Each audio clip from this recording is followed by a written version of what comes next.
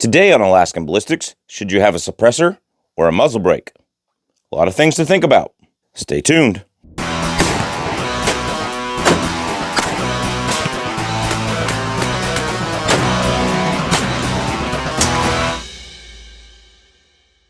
Welcome back to Alaskan Ballistics. My name is Chuck. I hope you are doing well today. Today we're going to just have a kind of a discussion and show some shooting footage about whether or not you should have a muzzle brake or a suppressor. Now, I want to thank Banish and Silencer Central for sending this out to the channel. I met them at SHOT Show and they sent this out and a 22 can. So if you hadn't seen my best 22 can video, go ahead and go check that out. So I am really happy about this can. This can is phenomenal. And their V2 version is even more phenomenal. Like it's another 10 decibels or so, I believe, just from what I heard at SHOT Show. Could be wrong, but that's just, it feels like it's just even quieter. This is my 300 Winchester Magnum. This is a Weatherby Vanguard First Lite. It is a 26-inch barrel, plus the muzzle brake, which makes it 28 inches.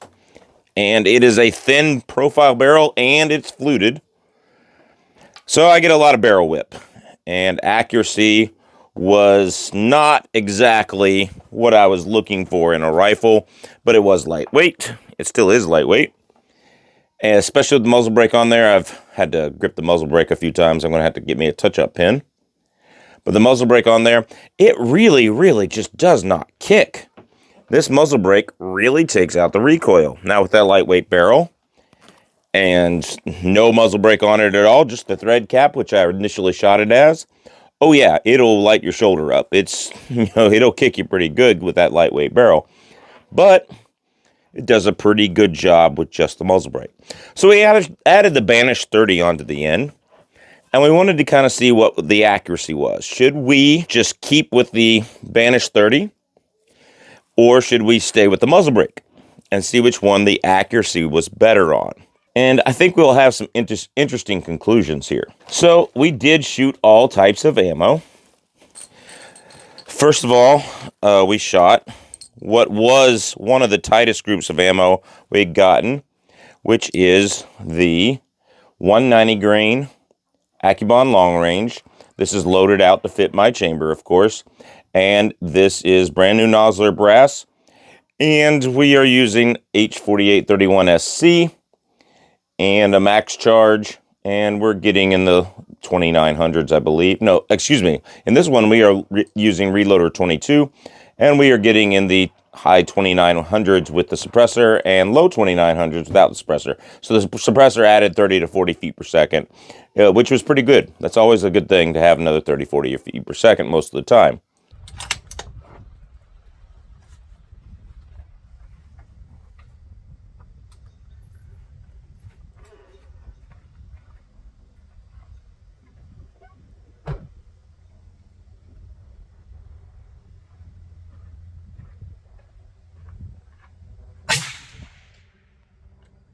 $29.96. The barrel is so thin and fluted that I have to use one of these barrel coolers and to keep it at a nice temperature for actually grouping.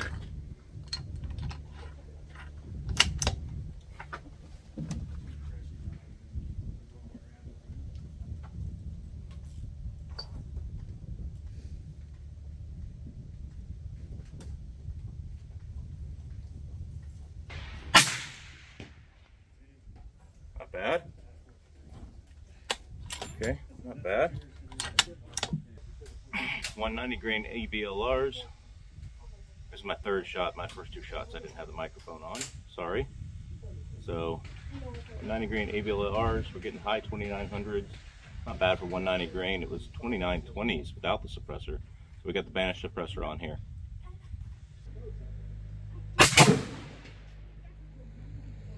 $29.96. And right in the first hole, just about. It's a sub-inch group. Sub-inch group. So you can't complain about those numbers with the ABLR 190 grains with the Banish suppressor on it. Sped it up. This 190 grain ABLR group measures 11/16 from the edge of this hole to the edge of that hole. So technically the tightest group I've ever had out of that rifle, even though it doesn't look like it. Still sub-MOA group. Pretty darn good group. Thank you to Hunter Kirk, one of my good viewers. We also tried Some 175 grain Terminal Ascents for reloading. I love the Terminal Ascent bullet. I really want to kill something with this bullet. It's always performed pretty darn well in tests. And we got some accuracy potential there. Well, won't spoil it. All right, here we go. We've got 175 grain. These are new hand loads. Haven't tried them yet. 175 grain. And these are Terminal Ascents, hand loaded in Nosler. Same H4831 SC. See how these do.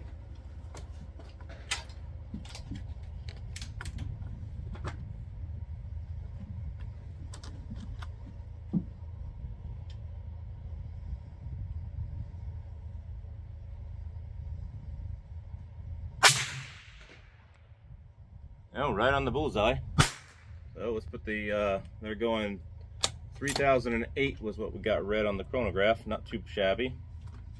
So we'll see how it does. We're going to give it 2 minutes on the barrel cooler. Second shot was at 530. Definitely within an inch. Almost touching. And Chuck screwed it up. Chuck screwed it up again.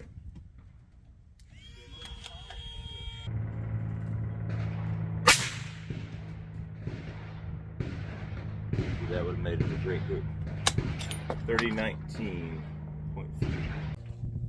All right, and you can see what we got there for the Terminal Ascent. 29.4 extreme spread, standard deviation 11.3. And an average muzzle velocity of 3011.5. Not too shabby. Not the best in the world, but definitely better than factory ammunition most of the time. Here is my group at the Terminal Ascent. From this edge of this hole to this edge of this hole or this hole is exactly 1 inch. This was my called flyer. So this is a actual 3/4 inch 3-shot group in a cloverleaf pattern, which is actually unusual for this gun. So very good accuracy potential for this load. We'll see if the 165 grain TTSX does any better. I've already shot 1 shot of it down here. So that's going to be, we'll see how it does, but not terrible. Not terrible at all. We did the North Forks. The North Forks are a real sleeper of a bullet. I didn't get good footage. I forgot to hit record a couple times. But the North Fork, you know, may not look like a real accurate bullet or high BC or anything, but essentially is an improvement over the Nosler partition, where the partition would be, instead of lead in the back, it's just copper all the way down. Therefore, it's probably cheaper to make than the Nosler partition, and it is easier to make, more consistent, and these actually shoot really well. And when I do my little bullet weighing shorts, these are one of the most consistent weighing bullets from bullet to bullet to bullet. I don't think I've had more than a 0.7 grain spread between the bullets themselves, which is phenomenal. Like you don't get that even out of match grade AMAX that you got to wipe down and all that kind of stuff. Like you don't even get that there. So this is really, really good consistency bullets. But I messed up. They have been pretty accurate. They're about a 0.9 shooter for me in this load and in this rifle. But I messed up the footage. But we did try them. And the most consistent round traditionally in my 300 Win Mag has been the Barnes TTSX 165 grain of all things. 165 grain Barnes TTSX. I'd have no problem taking down any game animal with a 165 grain Barnes TTSX. All right, here we go. First round of 165 grain TTSX. This is the only one that's not loaded extra long because the accuracy mode is back where the factory. Here we go. Bottom target, and we are going.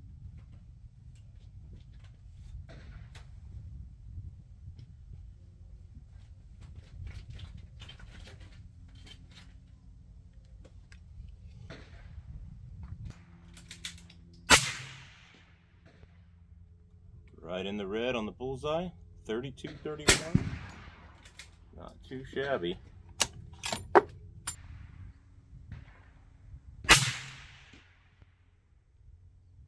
Okay, not bad, within an inch. Just off the left at 9 o'clock to the pool. We're at 7 o'clock and 9 o'clock. All right, here we go. Third shot, 165 grain Barnes TTSX, bottom target.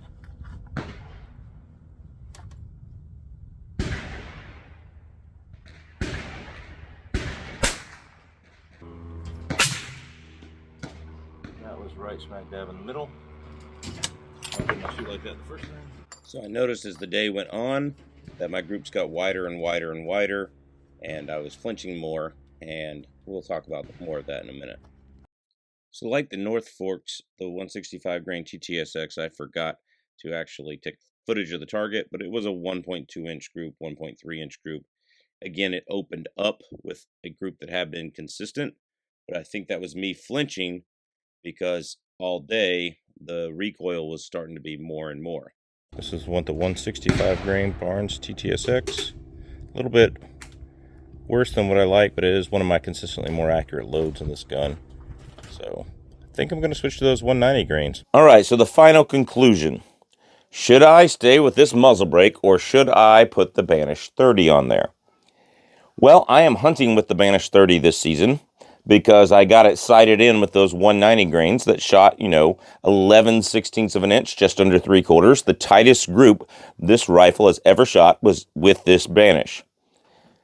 But some of the other ammunition that was tight shooting before tended to not be quite as tight. I really don't think that's the fault of the Banish suppressor. I think that's the fault of the shooter getting fatigued because I had to wait a long time for that barrel cooler. I blew that little barrel cooler in between shots just because this barrel is so thin and it does not like to heat up at all. And so I put the barrel cooler in. So I was waiting there all day. I'd wait 3 to 5 minutes between shots. And I really think the fatigue of the shooter, but also by the end of the session, of the range session, the recoil is bothering me. And so suppressors do reduce recoil over a plain barrel. They do not reduce it like a muzzle brake does. That muzzle brake, I shot my 6.5 Creedmoor Bergara HMR all day, heavy barrel. Then I shot this gun with the muzzle brake, and I didn't really feel a difference. Like, that muzzle brake is really, really effective as a muzzle brake. So I think the right thing to do was, it was so close to hunting season that it had such a good group with the 190 grains, I just went ahead and sighted it in with the 190 grains, and it has stayed on sight despite me taking the suppressor off a couple of times to go shoot my 300 Blackout with my son, who wants to shoot the 300 Blackout at 5 years old.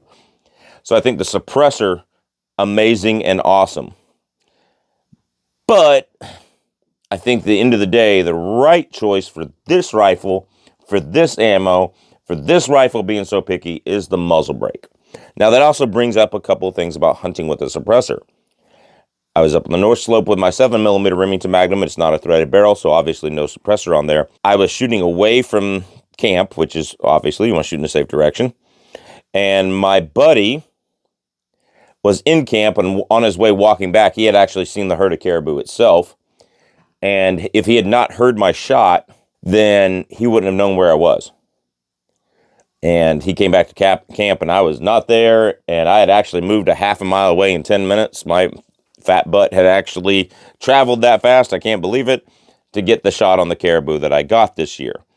And so I was really, really happy I didn't have a suppressor in that situation. At the same time, even though there's adrenaline and occlusion and all that kind of stuff, it hurt my ears. Like, one rifle shot is going to hurt your ears. Like, I think that having a suppressor, very, very helpful if you're hunting near neighborhoods, and it's legal and you're being safe and you're in a nice place, but they built a new neighborhood. You guys know how that works sometimes. I think having the suppressor is great there. I think having the suppressor is great for overall accuracy because it did get the tightest group. But for this rifle, I think the muzzle brake is what it needs. Now, let me say this. The Banish 30 is freaking amazing as a suppressor. And it's probably going to live on my Bergara 6.5 Creedmoor because it really, really takes the sound out of that thing. So if you want to see an accuracy test with the Bergara and the Banish 30, please let me know. If that's something you want to see, a video just like this. And I love the Bergara 6.5 Creedmoor. In fact, if I had a Bergara in 300 Winchester Magnum, it probably would live on this too. It might also live on the 300 Blackout because my son loves shooting the 300 Blackout, and this thing is really good on the 300 Blackout. A lot of good things this suppressor can go on, and it's so versatile. And I really want to thank Banish for sending it out to the channel. And I will be hunting with it the rest of the season, the rest of the moose season. I'm kind of hunting with it behind my house.